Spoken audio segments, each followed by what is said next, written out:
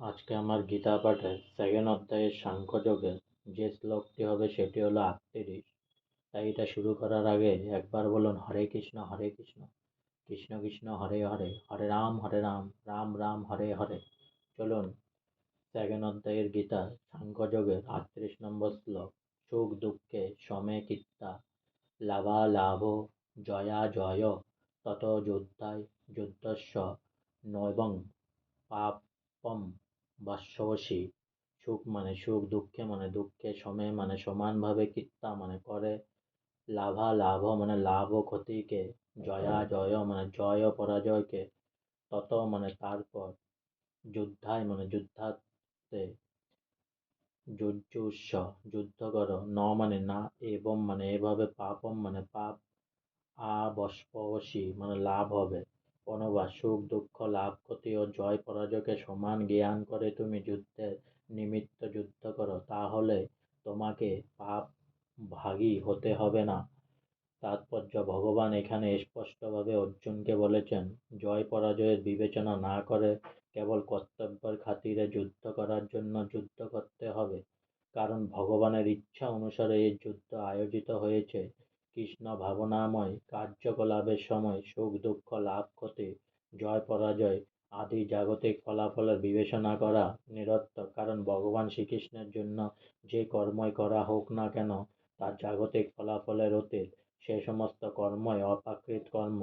যে মানুষ তার ইন্দ্রিয়ের তৃপ্তি সাধন করবার জন্য কর্ম করে, তার সে কর্মের জন্য তাকে শুভ অথবা অশুভ ফল ভোগ করতে হয়। কিন্তু যে মানুষ ভগবানের সেবায় নিজেকে সর্বতোভাবে উৎসর্গ করেছেন, তার কারো প্রতি কোনো কর্তব্য আর বাকি থাকে না, এবং কারো প্রতি তার আর কোনো ঋণও থাকে না। স্বয়ং ভগবান ছাড়া আর কেউ তার কর্মের ফলাফল নির্ধারণ করতে পারে না।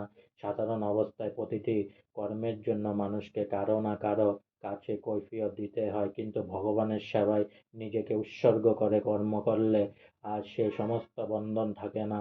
শ্রীমদ্ ভগবতে বলা হয়েছে, দেবর্ষি ভিতা ভিতাপ্ত নৃণাং পিতৃণাং ন কিম্পর নাইমিনি চ রাজন সর্বাত্মনা য শরণং শরণং গত মুকুন্দং পরিহত্ত কর্তম।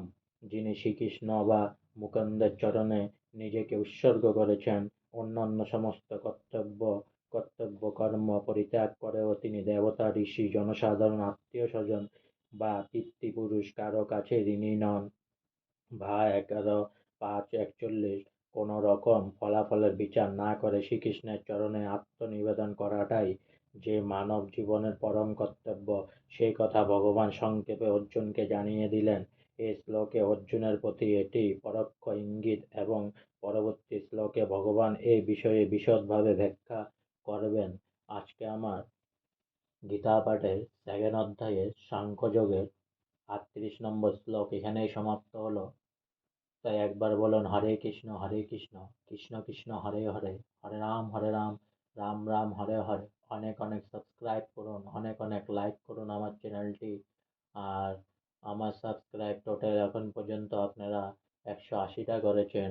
আশা করি কিছুদিন পূর্বে আপনারা আমার সেকেন্ডে 180 লাখ হবে ভিউয়ার অ্যান্ড সাবস্ক্রাইব। তাই নিয়ে আপনাদেরকে আমার চ্যানেল মনিটাইজ হলে ডিফারেন্ট পার্ট নিয়ে আমি আসবো, ডিফারেন্ট চ্যানেল নিয়ে আমি আপনাদেরকে খুব সুন্দরভাবে, এখন যেমন তার থেকে অনেক ভালো, কারণ এখন আমার কাছে অনেক ইকুইপমেন্ট নাই ভিডিও রেকর্ডিং করার জন্য বা এডিটিং করার জন্য।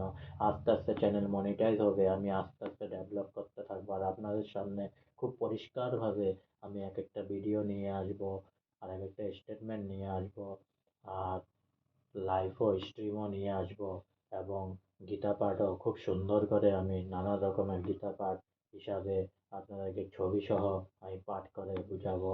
আজকে এই নিয়েই আমার 38 নম্বর শ্লোক গীতা পাঠের সেকেন্ড অধ্যায়ের সাংখ্যযোগের এখানেই শেষ করলাম। তাই একবার বলুন হরে কৃষ্ণ